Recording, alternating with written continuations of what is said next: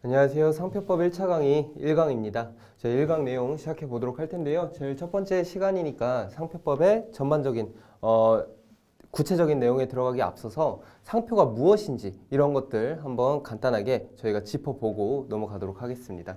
일단 저희 상표는 저희가 공부하게 될 내용들의 흐름이 이렇게 총칙, 등록 요건, 심사, 등록료나 상표 등록, 그리고 상표권, 보호, 심판, 재심 및 소송, 그리고 마드리드, 벌칙 이런 식으로 저희가 앞으로 1차 강의, 상표법 1차 강의의 수업 내용이 이런 식으로 진행이 된다고 보시면 될 것 같아요. 일단 총칙 파트에서는 상표법 전반에 걸쳐서 이제 상표법을 관통하는 주제에 대해서 주제라기보다는 개념을 위주로 접근을 하게 될 거고요. 뭐 물론 총칙에 단순히 이런 개념적인 내용 말고도 절차적이나 뭐 방식적인 요건들, 행정적인 내용들 이런 것들이 있긴 한데 이런 것들은 여러분들이 이제 특허법에서 공부하는 내용들 앞부분에 특허법의 총책 파트에서 등장한 내용들과 거의 동일하기 때문에 저희가 상표법 1차 강의에서 공부하는 이 총칙의 내용은 그것과 조금 다르게 저희는 상표법 전반을 관통하는 그런 개념들에 대해서 먼저 정리를 하고 넘어간다고 보시면 되겠습니다. 어떻게 보면은 상표법이 개념적으로는 일상적으로는 저희가 굉장히 자주 마주치는 그러한 요소이기 때문에 권리이기 때문에 여러분들이 익숙하게 느끼실 수가 있을 텐데요. 이거를 법적으로 상표법 자체에서 규정하고 있는 상표권이라는 것 그리고 상표라는 것이 어떠한 것인지 정의를 내린다는 차원에서 보면은 사실은 좀 생소한 개념이 될 수도 있어요. 왜냐하면 저희가 일상생활에서 마주치는 상표와 상표법에서 규정하고 있는 상표의 정의가 완전히 일치하지 않을 수가 있다라는 거죠. 그러한 측면에서 이제 얘기를 해볼 텐데 저희가 상표가 무엇일까요? 상표가 무엇인지 한번 생각을 해보면 이런 것들을 떠올릴 수가 있을 것 같아요. 물론 이 대부분의 상표가 뭐 미국 시장을 기초로 하고 있는 건데 뭐 애플 같은 거 이런 거 저희가 상표죠. 그리고 코카콜라 이런 것도 굉장히 유명한 상표입니다. 딱 보면은 아 이거 상표지 LG 뭐 삼성 이런 거 다 상표지라고 저희가 쉽게 인식을 할 수 있다라는 거예요. 그렇다면은 저희가 이거를 상표라고 생각을 하는데 그것만으로도 저희가 상표법에서 얘기하는 상표의 정의를 다 충족하는 것인가? 라고 했을 때 그렇지는 않을 것 같습니다. 왜냐? 그 상표의 정의를 뒤에서 그 이유는 뒤에서 살펴보도록 할 거고요. 그렇다면 물론 얘네들 상표가 맞습니다. 상표가 맞는데 저희가 상표법에서 말하는 상표의 요건을 충족을 하려면 여기서 조금 더 생각해야 될 부분이 있다라는 거예요. 저희가 단순히 이거를 너무 딱딱하게 생각하는 것일 수도 있는데 어쨌든 간에 여러분들이 1차에서는 뭐 객관식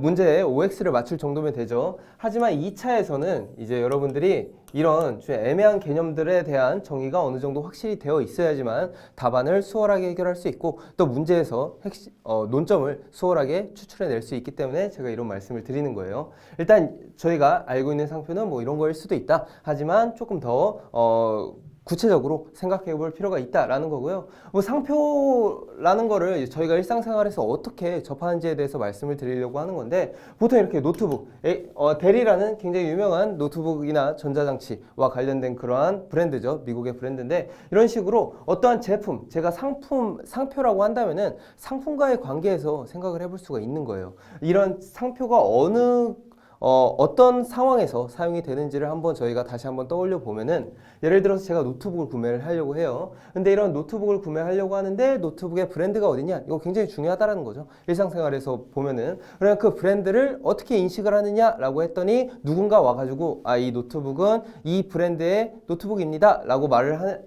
해줄 수도 있지만 대부분의 경우 이렇게 제품에 상표가 표시되어 있다라는 거죠. 그렇다면 얘도 상표로서의 상표로서의 저희가 일상생활에서 상표로서 인식을 할 수 있는 그러한 내용들이고요. 그리고 한번 이런 그 강남역에 있는 간판들이 밀집해 있는 그런 구역에 사진을 가져온 건데 그러면은 이런 식으로 간판에 표시를 한 것들 이것도 다 상표라고 볼 수 있을까요?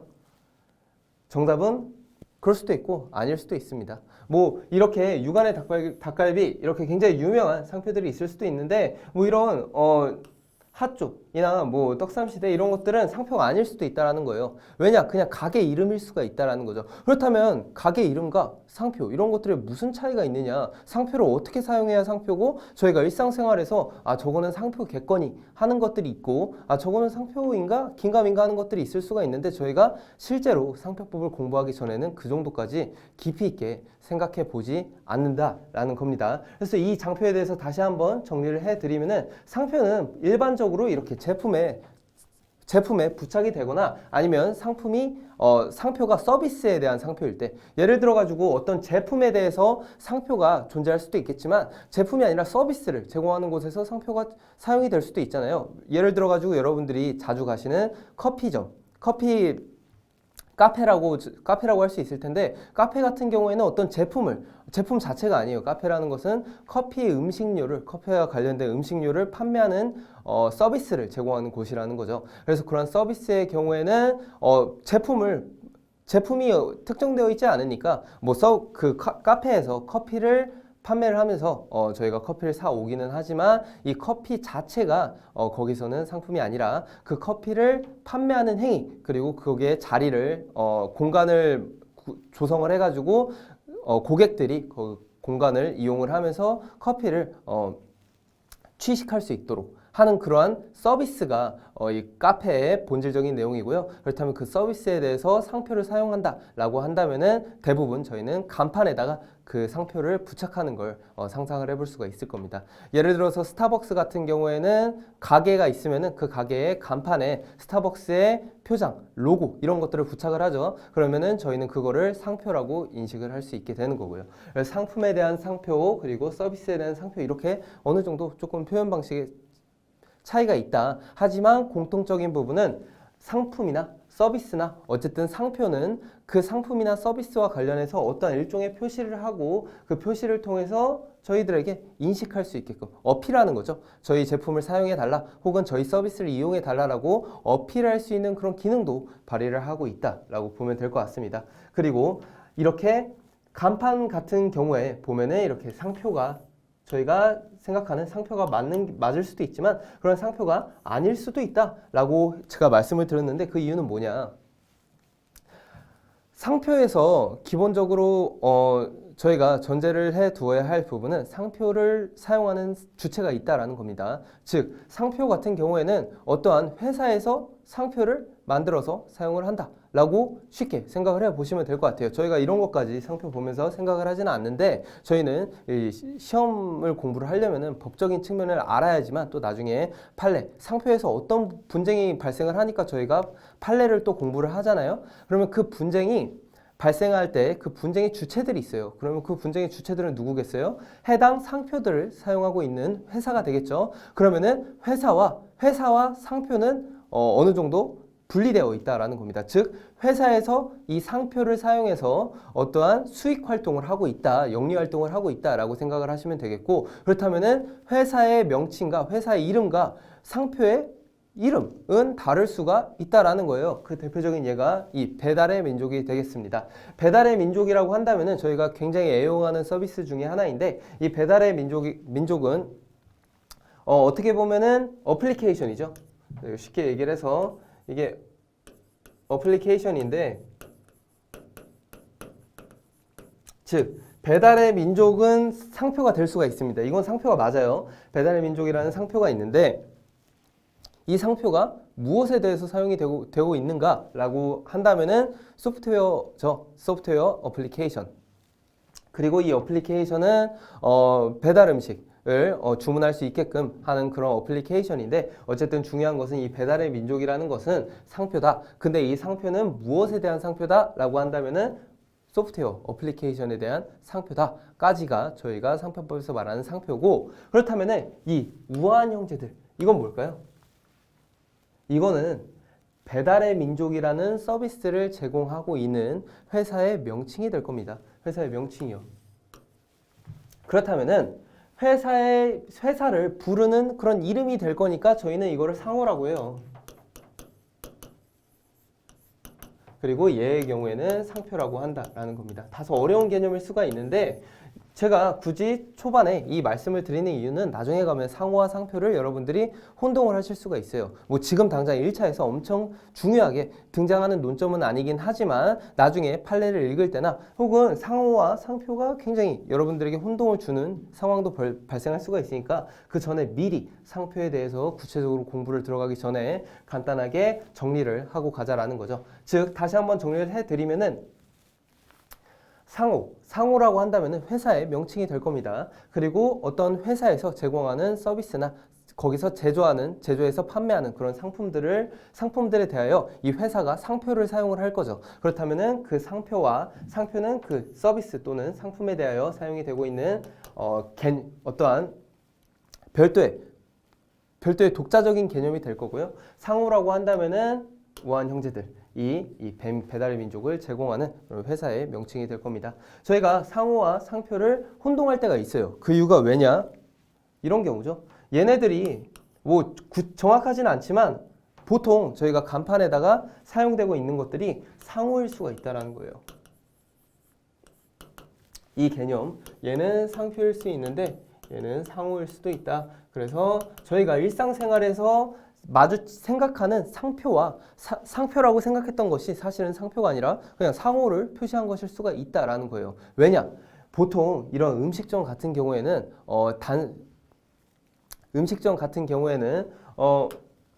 자신이 어떤 서비스나 상품에 대한 출처를 나타내기 위해서 사용하는 것이 아니라 그냥 자기의 회사 이름 혹은 자기가 사업을 하고 있는 그런 영업장을 그대로 나타내는 경우가 있을 수 있다라는 겁니다. 예를 들어 가지고 제가 어떠한 식품점을 해요.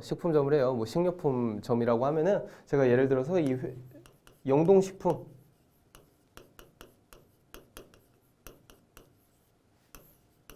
이러한 상호를 만들었다라는 거죠. 사업을 하려면은 상호가 필요한데, 즉 사업체를 지칭하는 명칭이 필요하다라는 겁니다. 그래서 저희가 사업을 하기 위해서는 상호를 만들어야 되는데 이 영동식품이라는 상호는 제가 상호를 만들었다라는 거죠. 이 상호는 근데 제가 아까 뭐라고 말씀드렸어요? 식료품점을 운영하는 그런 주체가 될 겁니다. 식료품점을 운영하는 그런 주체가 될 텐데.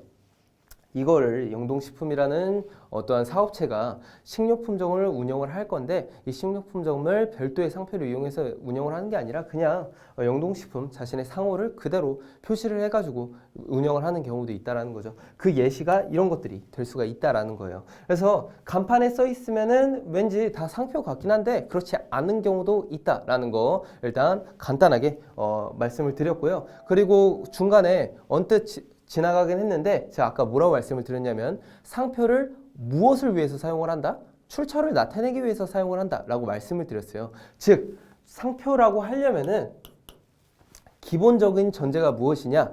내 제품이나 혹은 나의 서비스에 대해서 이거는 내가 하는 거다. 즉 어떠한 나로부터 제공되는 것이다 라는 그 출처, 저라는 출처가 있죠. 방금 말씀드린 상황에서는. 그러니까 그런 출처를 나타내기 위해서 사용하는 것이 상표다라고 간단하게 정리를 하고 넘어가 보도록 할게요. 그래서 저희가 상표란 무엇인가와 관련해서 이렇게 제품이나 서비스에 대해서 어떻게 표시를 하는지, 그리고 또 이제 실제로 상표와 그 상호에는 어떤 차이가 있는지에 대해서 한번 말씀을 드려보았습니다. 물론 상호도 일상생활에서는 제가 말씀을 드렸잖아요. 저희가 상표와 상호를 엄밀히 구별하고 있지는 않다고, 일상생활에서는. 그렇기 때문에 상호가 이렇게 상표로서의 기능을 발휘할 때가 있어요. 즉 상호로 표시가 된 건데 그게 어쩌다 보니까 상표로서의 기능까지 상표처럼 인식이 되어서 상표로서의 기능까지 발휘할 수가 있다라는 거죠. 그러한 경우를 상표법에서는 그러한 경우를 가정을 하고 상정을 하고 어떤 법조문을 만들어 놨으니까 그 구체적인 내용들은 뒤에서 하나하나 살펴보도록 하겠고요. 그렇다면은 정리를 해보죠. 방금 전까지 저희가 상표의 다양한 모습들을 간단하게 제가 말씀을 드렸어요. 그렇다면은 이제 법에서 그래서 뭐라고 정하고 있는데 저희가 앞으로 배울 상표법에서는 이 상표의 개념을 어떻게 정의하고 있는데 일상생활에서는 아까 방금 전까지 본 것처럼 다양한 형식으로 저희가 상표를 만나봤었는데 실제로 상표법에서 말하는 상표가 무엇인데에 대해서 이제부터 말씀을 드려보도록 하겠습니다. 일단 상표법의 목적을 한번 볼게요. 제1조에서 이제 법의 목적에 대해서 얘기를 하고 있는데 결국에 이 법이 무엇을 위한 법이냐? 이거는 굉장히 중요하죠. 이 법의 성격 자체를 규정하고 있으니까. 제1조 목적, 이 법은 상표를 보호함으로써 즉 상표를 보호한대요. 보호함으로써 상표 사용자의 업무상 신용 유지를 도모하여 산업발전에 이바지하고 산업발전에 이바지한다는 말은 지식재산권법에 대해서는 거의 대부분 등장하는 요소입니다. 왜냐? 산업에 대해서 이제 지식재산이 굉장히 중요하게 대두되고 있기 때문에 그 산업발전은 항상 목적으로서 들어가고 있고요. 수요자의 이익을 보호함을 목적으로 한다라고 하고 있습니다. 즉 1조에서 뭐라고 하고 있냐면 이 상표를 보호를 한대요.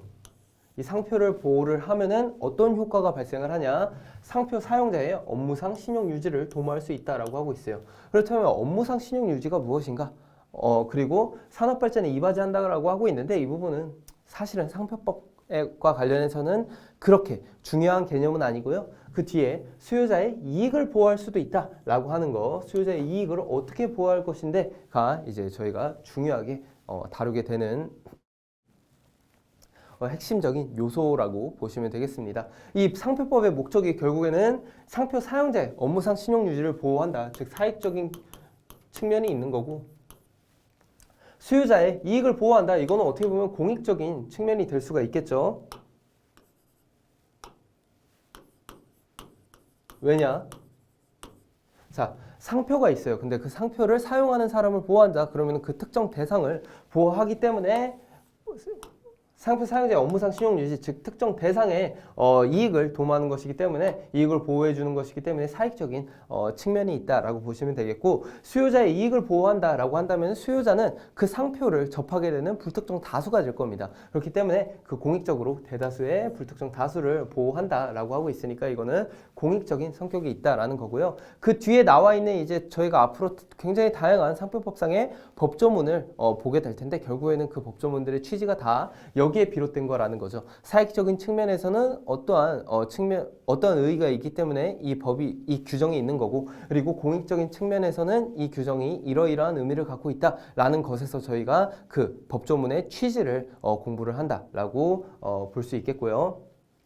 그러면은 이 목적과 관련해서 구체적인 내용은 뒤에서 이제 다시 한번 살펴보도록 하고 이제 상표의 정의에 대해서 한번 보도록 할게요. 이 2조에서는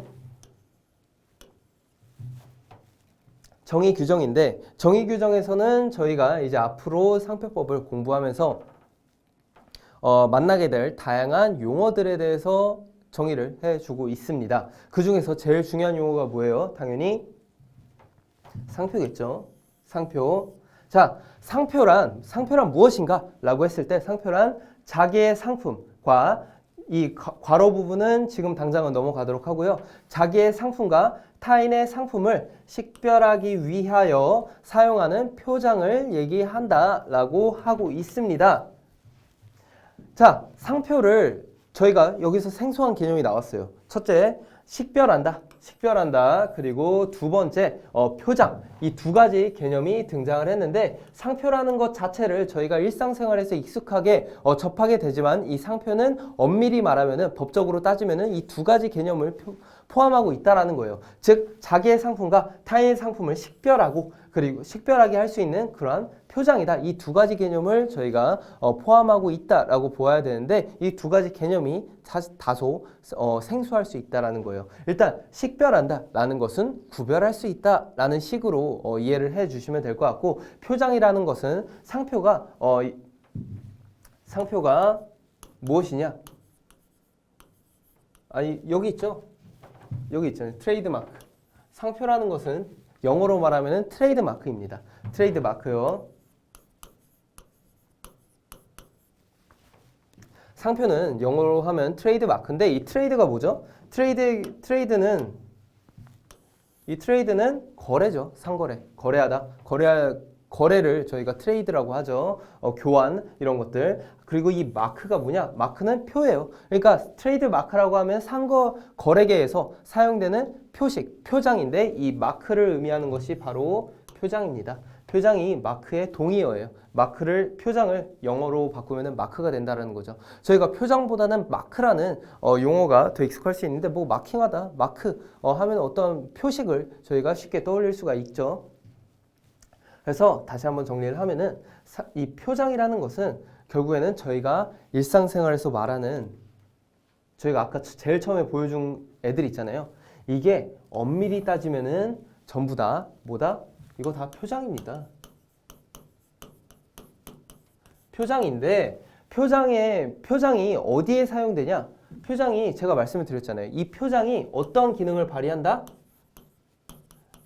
자신의 상품 또는 서비스와 타인의 상품 또는 서비스를 식별할 수 있게 한다면은 즉 어떠한 식별할 수 있게 내 상품과 타인의 상품을 식별할 수 있게 하는 그러한 기능을 가지고 있는 표장을 저희가 뭐라고 한다? 상표라고 한다라는 거예요. 그래서 여기 있는 애들을 저희가 상표라고 얘기를 하지만 엄밀히 따지면은 이 하나하나들, 이 로고 하나하나들 혹은 이 상표 이 개별적인 문자 하나하나들은 저희가 엄밀히 따지면 표장이고요. 이 표장이 저희가 이미 이 표장 자체들이 얘는 핸드폰이나 전자기기, 얘는 햄버거나 뭐 패스트푸드 음식료점 이런 것들과 관련해서 맥도날드에서 제공하는 햄버거와 또는 다른 예를 들어서 KFC 혹은 버거킹 이런 데서 제공하는 햄버거를 저희가 구별할 수가 있잖아요. 뭐 포장지나 혹은 그 맛이나 그 패스트푸드점의 특성 이런 것들을 종합적으로 맥도날드가 붙어 있으면 저희가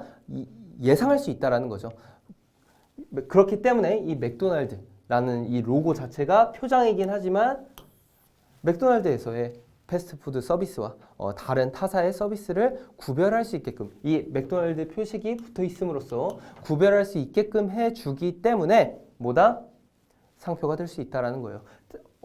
그냥 저희가 정말 쉬운 예로 들어보면은 펩시, 코카콜라, 콜라가 있으면은 뭘 드시겠어요? 뭘 드시겠어요? 이거는 자신의 선호에 따라 다른 거죠. 근데 그 선호가 자기가 뭘 선호하는지 알기 위해서는 뭘 보죠? 콜라를 다 먹어봐야 되나요? 하나하나 다 먹어봐야지 아 맞다 나는 이 콜라가 좋아 이거를 알 수 있나요? 아니죠. 먹기 전에 그 콜라병에 붙어있는 상표가 무엇인지 저희가 먼저 확인을 하죠. 왜냐? 이 코카콜라가 코카콜라가 콜라에 붙어 있음으로써 이 콜라는 펩시가 붙은 그 콜라와 그 음료와 구별이 된다라는 겁니다. 즉, 이 표장 자체가 자신의 코카콜라의 상품과 펩시의 상품을 식별할 수 있게 하는 그런 기능을 발휘할 수 있기 때문에 이 표장이 단순히 표장으로 그치는 것이 아니라 뭐다? 상표의 상표라고 저희가 할 수 있는 것이다. 라고 이렇게 얘기를 할 수 있는 것이다 라는 겁니다. 그러면 하나만 더 얘기를 해보죠. 표장이 무엇인지 저희가 방금 얘기를 해보았고요. 아까 말씀드린 그런 마크들 저희가 상표라고 생각했던 것들이 사실은 엄밀히 따지면 그 자체로서는 표장이다. 하지만 이렇게 자신의 상품과 타인의 상품을 식별할 수 있는 기능을 발휘하게 된다라고 한다면은 그것을 저희가 상표라고 한다라고 하고요. 여기서 또 하나의 요소 그렇다면은 상표의 정의에는 무엇이 필수적으로 전제가 되어야 한다? 상품이 필수적으로 전제가 되어야 한다라는 거 제가 이 얘기를 하고 싶어서 아직까지 계속 지금까지 장황한 얘기를 늘어놓은 겁니다. 즉 상표 저희가 상표법에서 말하는 상표라고 한다면은 상품과의 관계에서 사용되는 표장이다 라고 꼭 기억을 해 주셔야 돼요. 즉 상표를 구성하는 요소가 뭐다? 바로 이러한 표장들과 그리고 상품이다. 그리고 이 상품이 과의 관계에서 이렇게 식별할 수 있게 해준다라는 거고요. 그렇다면은 이 표장과 상품이 모두가 포함되어야 전제가 되어야지만 상표라는 개념이 완성이 된다라는 겁니다. 그러면은 저희가 한번 얘네들 다시 한번 다 따져 볼게요. 물론 여기 있는 상표들은 너무나 유명한 상표들이어서 단순히 어떤 제품이나 서비스 하나로 특정 지을 수는 없긴 하지만 그래도 한번 개념상 따져보자라는 거죠. 물론 상표는 굉장히 다양해서 이렇게 유명한 거 말고도 유명하지 않은 것도 그냥 제가 아무도 모른다고 하더라도 제 브랜드를 표시하기 위해서 저의 출처임을 나타내기 위해서 사용하는 것도 당연히 상표입니다. 꼭 누군가 그것만 보더라도 알 수 있어야 하는 건 아니에요. 하지만 그 표장 자체가 어떤 제가 상표를 만들어서 표장을 만들어서 부착을 했는데 그 부착한 상표가 이렇게 식별할 수 있는 기능을 발휘할 수 있게끔 의도되었고 실제로 그런 기능을 하고 있다 라고 한다면은 저희가 상표라고 보아주어야 한다라는 내용이고요. 한번 하나하나 따져보면은 아까 말씀드린 거 맥도날드 이거는 상품이 뭐죠? 이거 표장이고요. 상품은 뭐예요?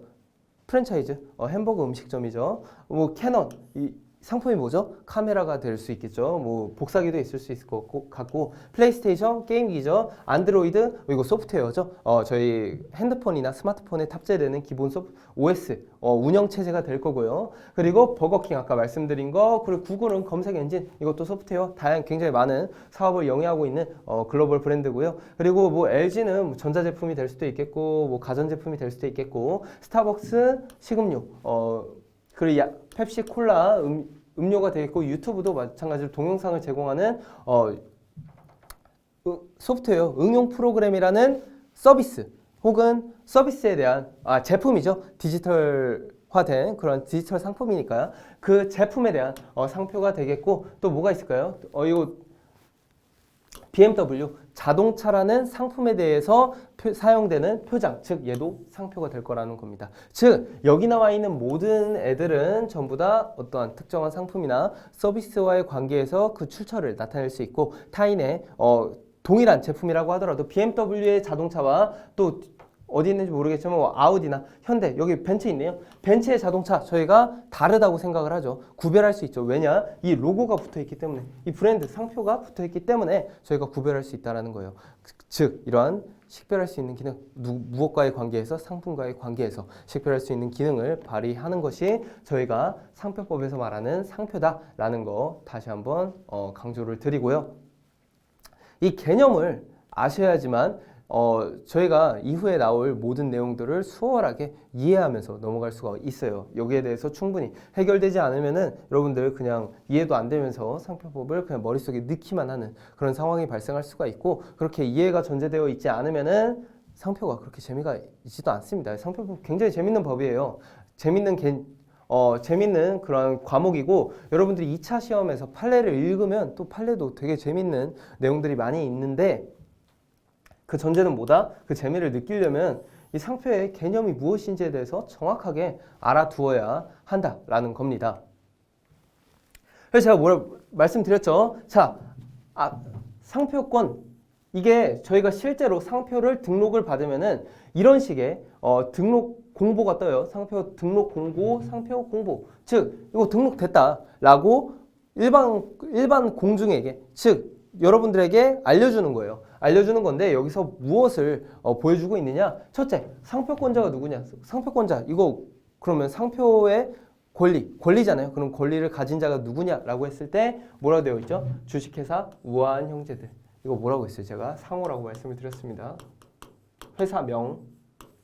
즉 이 상표를 이용하는 주체, 사업 주체를 얘기를 하는 거예요. 그래서 이 주식회사 우아한 형제들은 저희가 이것도 일상생활에서 저희가 기사 같은 데서 접하잖아요. 뭐 아까 말씀드린 것처럼 우아한 형제에서 개발자를 뽑고 있다라는 이러한 광고나 기사가 나오면은 우아한 형제들도 왠지 이렇게 붙어 있으면은 회사 이름이지만 이것도 상표 같은데 엄밀히 따지면 얘는 상표 아니라는 겁니다. 왜냐? 이거는 회사 그 자체를 나타내는 것이지 상품이나 서비스와의 관계에서 출처를 나타내는 것이 아니에요. 하지만 여기서 용이하는 이 배달의 민족 이것은 상품을 나타내는 것이고 그 대표적인 예로서 저희가 상표는 제가 상품과의 관계에서 사용되는 표장이라고 말씀을 드렸는데 이게 뭐죠? 이게 등록받은 상표권의 상품입니다. 즉 이러한 상품들에 대해서 이 배달의 민족이라는 상표 견본, 즉 이게 표장이 될 텐데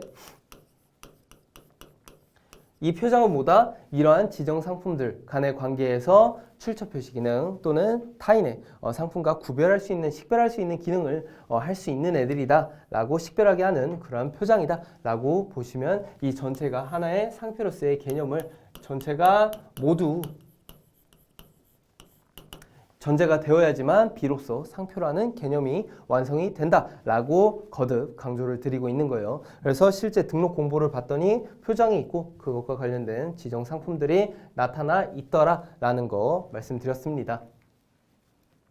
자, 그러면 아까 얘기했던 목적에 대해서 다시 한번 간단하게 살펴보도록 할게요. 상표법의 목적이라고 한다면 뭐라고 말씀드렸죠? 이 법은 상표를 보호함으로써 상표 사용자의 업무상 신용유지 도모 그리고 산업발전 이바지 수요자의 이익 보호라고 하고 있는데 저희가 사실은 아까는 구체적으로 말씀드리지 않고 그냥 넘어갔던 이 상표를 보호한다라는 개념에 대해서도 중요하게 짚고 넘어갈 부분이 있다라는 겁니다. 결국에 굉장히 추상적이고 브로드한 내용을 지금 말씀드리고 있는데 그 이유는 뭐냐? 상표법 전반을 관통하는 핵심 개념이기 때문에 제가 지금 자세히 말씀드리는 거예요. 자, 보죠. 상표법은 이 상표를 보호한다라는 게 그러면 어떤 뜻이냐? 라는 것인데 자, 상표가 무엇인지에 대해서 한번 생각을 해볼 필요가 있다라는 거죠. 상표가 무엇인지에 대해서 다시 한번 복기를 해보면은 표장과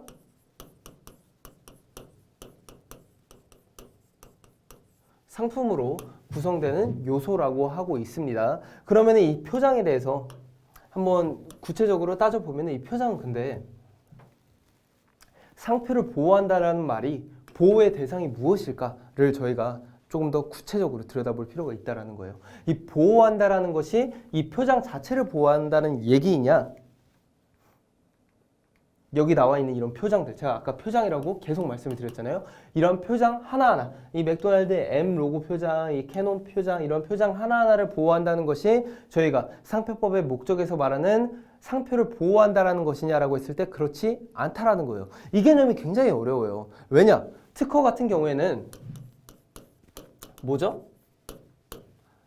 사상이죠. 창작, 저희가 뭐 자기 창고 막 이런 식으로 외우긴 하는데 어쨌든 발명이라고 저희가 쉽게 얘기를 할게요. 발명인데 이 발명은 뭐예요? 발명자가 연구를 해요. 그래서 연구를 해가지고 어떤 새로운 기술, 기존에 있던 기술을 개량할 수도 있고 원천 기술로서 완전히 새로운 기술을 만들어낼 수도 있고요. 어쨌든 그런 기술을 발명을 해낸다라는 겁니다. 그렇다면은 이 발명이라는 것 자체가 이 발명자의 어떤 행위를 통해서 발생한 거죠? 창작 행위를 통해서 발생이 된 겁니다. 즉 기존에 없었던 것이 새롭게 창작이 된 거다라고 보시면 될 텐데 그렇다면 상표에서 이 표장은 누가 하죠? 뭐 출원인이 될 수도 있고 이거는 저희가 발명자라고도 하지 않아요. 출원인이나 뭐 권리자 뭐 이런 등등 개인이 될 수도 있고 뭐 이런 사람들이 있을 텐데 어쨌든 이런 사람들이 표장을 상표를 사용을 하고 출원을 한다라는 거죠. 그렇다면 이 사람들이 표장을 창작한 거일까요? 여기서 특허에서는 저희가 창작이라는 개념을 사용을 했죠. 그런데 이 상표에서도 이 표장을 대해서 출원을 했을 때 이 표장을 창작했다라고 하느냐라고 했을 때 저희는 창작이라는 용어를 쓰지 않습니다. 왜냐? 표장은 기존에 없던 것이 아니라 기존에 있던 것을 이 상표를 기존에 있던 수많은 문자들, 수많은 도형들, 수많은 요소들, 색채 요소들, 형상적인 요소들 이런 것들이 이미 자연계에 이미 세계에 이미 전부 다 존재하는데 그 중에서 특정한 문자, 특정한 도형, 특정한 어떤 색채 이런 것들을 저희가 어떻게 한 거다? 선택한 거다. 이거 굉장히 중요하게 기억을 해 두셔야 한다라는 겁니다. 즉 특허법에서 이 발명은 창작을 한 건데 발명자가 창작한 건데 상표에서 말하는 이 표장은 기존에 있던 것 중에 어느 하나를 선택한 것이다 라고 저희가 얘기를 하고 있다라는 거예요. 왜냐? 이 파란색이나 이 F라는 문자 이거 다 기존에 있던 거를 선택해서 조합한 거죠. FedX, 이거 FedX 이런 색채와 색채 차이가 있고 뭐 문자인데 이 문자들 기존에 다 존재하던 알파벳들을 조합을 한 거다라는 겁니다. 즉 상표라는 것 자체는 어떠한 새롭게 창작된 창작물이 아니라 선택에 불과하다라는 거예요. 선택. 그렇기 때문에 상표를 보호한다라는 것은 이 표장 자체를 보호한다라고 생각하면 안 됩니다. 왜냐? 특허 같은 경우에는 창작한 것이기 때문에 이 발명자의 창작에 대해서 가치를 두어가지고 이 창작 그 자체를 보호하는 게 맞아요. 그런데 상표 같은 경우에는 선택이잖아요. 그렇다면은 선택을 했다고 한 것은 그냥 남들보다 빨리 그 상표를 사용하게 된 거예요. 남들이 충분히 사용할 수 있는데 내가 먼저 사용했다라는 거죠. 하지만 이 발명 같은 경우에는 남들이 사용하지 못했다, 구상하지 못했기 때문에 내가 한 거죠. 하지만 이 상표 같은 경우에는 남들도 할 수 있었는데 내가 단지 먼저 선택해서 무엇을 했다? 사용을 먼저 한 것에 불과하다라는 겁니다. 그렇다면은 이 상표를 사용을 하면은 어떠한 현상이 발생을 하냐? 상표의 사용을 통해서 상표의 기능이 발휘가 된다라는 거예요. 그 기능은 뭐냐? 내 상품과 타인의 상품을 식별할 수 있는 그런 기능이 발휘가 된다라는 것을 저희가 상표의 사용이라고 하고요. 즉, 그 기능이 발휘된다라는 거, 저희가 상표법의 목적에서 얘기하는 상표를 보호한다라는 말은 즉 이 표장 자체를 보호한다라는 것이 아니라 이 표장과 상품과 관련된 이 상표를 사용함으로 인해서 발휘되는 이 상표의 기능을 보호한다라는 겁니다. 이렇게 들으니까 좀 어렵죠? 좀 어려울 수가 있는데 결국에는 앞으로 저희가 얘기하는 상표의 모든 내용들이 결국에는 다 이걸 전제로 이루어집니다. 상표의 모든 개념의 근간에는 상표의 기능이 존재해요. 상표의 기능이 존재하죠. 그렇기 때문에 저희가 일상생활에서 생각하는 상표와 상표법에서 얘기하는 규정하고 있는 상표가 다른 거예요. 왜냐? 저희는 상표를 그냥 일상생활에서는 그냥 이 정도 선에서 이거 상표구나 하고 그치고 마는데 실제 저희가 상표법에서 얘기하는 상표 그리고 그 상표법이 보호하고 있는 대상은 아까 말씀드린 그러한 표장들이 아니라 이 표장이 상품 간의 관계에서 그 상품을 타인의 상품과 식별할 수 있게 사용이 되어야지만 그것이 상표가 되는 것이고요. 그러한 사용으로 인해서 상표의 기능이 발휘되어야지만 상표법에서 말하는 보호대상, 즉 상표법의 보호대상은 상표의 사용으로 인해서 발휘되는 기능이다라는 겁니다. 왜냐? 저희가 상표에서 얘기하는 그 표장은 창작이 아니라 선택의 영역에 있는 것이기 때문에 이것까지가 굉장히 핵심적인 개념이다라는 거 제가 정말 많이 강조를 방금 드린 거예요. 그러면은 다시 목적 한번 살펴보면은 상표법은 상품의 식별 표지로서 식별할 수 있게 하는 거죠. 식별할 수 있게 하는 표장이다. 즉 식별 표지다. 이렇게 얘기를 하는 겁니다. 상품의 식별 표지로서 상표를 보호함으로써 식별 표지로서의 상표를 즉 상품의 상표인데 이 상표가 뭐냐? 식별 표지로서의 상표다. 저희가 말하는 상표법에서의 개념, 상표의 개념을 그대로 쓴 거죠. 상표를 보호함으로써 무엇이다? 상표권자의 입장에서 상표에 화체된 신용, 명성을 보호할 수 있도록 하고 상표권자의 입장. 왜냐? 자, 이제부터 나오는 건데 제가 저의 제품과 다른 사람의 제품을 구별할 수 있게 하기 위해서 예를 들어서 이 연필에 대해서 제가 상표를 만들었어요. 제 이니셜인 S, J, L 이걸 이렇게 따가지고 연필에다가 여기다가 이렇게 새겨놨다는 거죠. SJL 이렇게 표시를 하면서 판매를 하고 있어요. 즉, 이 SJL에 대해서 상표를 선택을 했고 이거를 연필에 대해서 타인의 연필에는 뭐 다른 표시가 부착되어 있을 수 있는데 어쨌든 그것과 식별하게 하기 위해서 내 연필은 이거다. 그걸 나타내기 위해서 SJL이라는 상표를 사용을 할 수 있다라는 거죠. 그러면은 제가 만약에 이 상표를 굉장히 열심히 사용을 했어요. 뭐 광고도 많이 하고 이 연필 자체에 대해서 품질도 개선을 하고 그리고 뭐 다양한 마케팅 프로모션도 진행을 함으로써 어떤 효과가 발생을 하죠? 소비자들이 연필 하면은 SJL에 대해서 떠오르게 할 수도 있고요. SJL 연필을 구매하러 갔을 때 이 SJL이라는 상표가 부착이 되어 있으면은 아, 이거 좋은 연필이야 라는 인식이 발생하게 될 수도 있죠. 즉 상표권자의 입장에서는 이 상표를 반복해서 사용함으로써 상표에 무엇이 화체된다? 신용과 명성이 상표에 화체될 수 있다는 거예요. 즉 여기에 더 씌워진다라는 거죠. 제 SJL만 봤을 때 처음에는 제가 그냥 내 상품이다, 내 연필이다 이걸 표현하기 위해서 나타내기 위해서 이것을 사용하는 것에 불과했을지는 모르지만 반복해서 이것이 사용이 되고 제가 어떠한 의도를 가지고 광고하고 마케팅하고 프로모션하고 이렇게 함으로써 소비자들이 이제 SJL을 보면은 연필과 관련해서 SJL을 보면은 무엇을 떠올린다? 아 이거 좋은 연필이야. 아 이거 잘 나가더라. 이거 트렌디하더라. 이거 인기 많더라. 이렇게 연필 자체에 대해서 특정한 상표 자체에 대해서 소비자들의 신용과 명성이 축적이 된다는 겁니다. 그것이 상표 SJL이라는 상표의 화체가 된다는 거예요. 그러면 어떻게 해야 되죠? 이렇게 형성된 신용과 명성을 저는 상표권자는 보호를 받고 싶어집니다. 즉 어떤 사람이 제가 기껏 엄청 노력을 해가지고 SJL이라는 상표를 정말 열심히 쓰고 여기 돈 너무 많이 돈도 엄청 광고비 태워가지고 이것에 대해서 유명하게 만들어놨는데 이제 연필하면 SJL이라고 딱 떠오르게 해놨는데 누군가 와가지고 연필에 대해서 SJI 이렇게 쓰고 있는 거예요. 그래서 어떻게 되죠? 연필을 구매하러 갔어요. 근데 SJI를 봤어요. 그러면은 이거 SJL이네 하고 산다라는 거죠. 왜냐? 유사하잖아요. 비슷하기 때문에. 그러면은 저는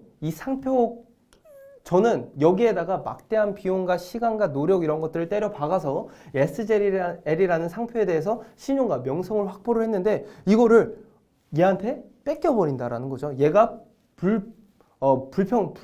불공평하게 저의 이러한 노력과 성과 등을 가져간다라는 거예요. 그러면은 이거에 대해서 저는 보호받을 필요가 있죠. 그것을 무엇을 통해서 보호받냐? 바로 상표를 통해서 상표권을 등록을 하는 거죠. SJ에 대해서 상표권을 등록을 해요. 그리고 누군가 이렇게 사용을 했을 때 상표권에 기초해가지고 권리행사, 즉 사용을 금지시킬 수 있다는 거죠.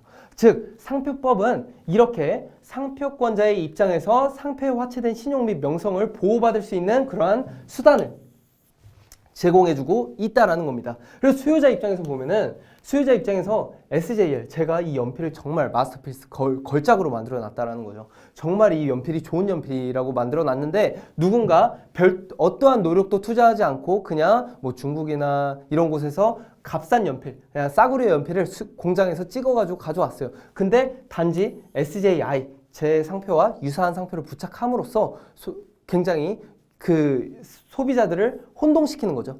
이 유사한 상표를 사용함으로써 소비자들이 헷갈리게 만드는 겁니다. 이렇게 헷갈리게 만듦으로써 소비자들이 결국에는 이 SJL도 사겠지만 SJI도 SJL인 줄 알고 구매를 한다라는 거예요. 그러면은 소비자들이 이 SJI가 부착된 이런 연필을 구매하는 경우에 어떤 현상이 발생을 하죠? 아, 나 이 연필 좋은 줄 알고 샀는데 구리더라.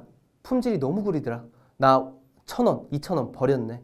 즉 소비자들의 입장에서는 상품의 출처를 구별할 수 있어 원하는 품질의 상품을 용이하게 선택할 수 있다. 즉 이거를 제가 제재하지 않고 혼동시키는 상태로 내비둔다. 혹은 SJL이라는 상표에 대해서 보호를 해주지 않는다라고 한다면은 상표 자체가 그 구별할 수 있는 기능을 충분히 발휘하지 못한다라고 한다면 어떤 현상이 발생한다? 원하는 품질의 상품을 선택할 수가 없다라는 거죠. 하지만 상표가 있음으로써 이 둘을 이러한 품질이 열악한 이러한 모방 상표로 인해서 소비자가 예상하지 못했던 불필요한 비용을 지출하는 경우가 없을 수가 있고요. 그리고 또 하나, 이거는 소비자 입장에서 하나 더 생각을 해보면 소비자 입장에서는 맛있는 내가 좋아하는 콜라가 있어요. 코카콜라, 펩시콜라 중에 제가 좋아하는 콜라가 있다는 거죠. 하지만 상표가 없다고 생각을 해보면은 어떻게 되죠? 콜라병 2개 있는데 마트 가가지고 그냥 둘 중에 하나 그냥 사는 거예요. 그리고 먹어보고 아 이거 코카콜라네. 다행이다. 잘 골랐다. 이렇게 된다는 거죠. 하지만 코카콜라, 펩시콜라 이렇게 콜라병에 붙어 있다면은 그 상표만 보고 고를 수 있다라는 거예요. 아 이거 내가 좋아하는 콜라네. 즉 원하는 품질의 상품을 용이하게 선택할 수 있게끔 수요자들에게 상표가 그런 기능을 발휘해 주는 겁니다. 즉 상표 그 자체가 중요한 게 아니라 상표가 부착됨으로써 혹은 상표가 사용됨으로써 거기에 계속해서 축적되는 신용, 거기에 발생하는 상표의 사용으로 인해서 발휘되는 그런 기능 자체가 계속해서 의미가 있게 된다라는 거예요. 그리고 국가적 견제에서는 이러한 소비자와 상표권자를 양측에서 보호함으로써 뭐죠? 산업의 거래계에서 거래 일반에 신용이 생기는 거죠. 상표권자 입장에서는 내가 이렇게 열심히 투자하면은 내가 독점적인 위치에서 이렇게 연필과 관련해서는 내가 굉장히 사업이 이제 커질 수가 있어. 사람들이 내 상표를 믿고 사줄 거야 라는 믿음. 그리고 소비자 입장에서는 아, 이 상표를 믿고 이 상표를 구매하면 좋다더라. 믿고 구매할 수 있다더라 라는 신뢰. 이런 것들이 쌓이면은 거래가 굉장히 원활하게 발생이 되겠죠. 왜냐하면 마트에 가가지고 이 제품 좋은지 아닌지 이런 거 일일이 다 따져볼 필요 없다라는 겁니다. 아 이거 그 상표 거야? 이 브랜드 거기야? 사야지. 필요하면 사야지. 이렇게 된다라는 거예요. 즉 돈이 순환하게 되고 즉 경제가 경제가 선순환이 되고 건전한 상거래 질서, 즉 믿고 구매할 수 있는 그런 건전한 상거래 질서가 확립이 되어 상품 거래가 원활하게 이루어짐으로써 무엇이다? 산업 발전이 이루어진다라는 것까지 저희가 상표를 통해서 얻을 수 있는 그런 효과들이라는 겁니다. 즉 그렇기 때문에 저희가 상표법에서는 이 상표를 보호할 필요가 있다라고 얘기를 하고 있다라는 거죠. 자, 저희가 이번 시간에 이렇게까지 해서 상표가 무엇인지, 그리고 상표법에서 얘기하는 상표의 개념이 저희가 일상생활에서 마주하는 그런 상표와 어떤 차이가 있는지, 그리고 저희가 상표법에서 말하고 있는 보호하고자 하는 대상이 무엇인지에 대해서 저희가 이번 시간에 살펴봤다라는 겁니다.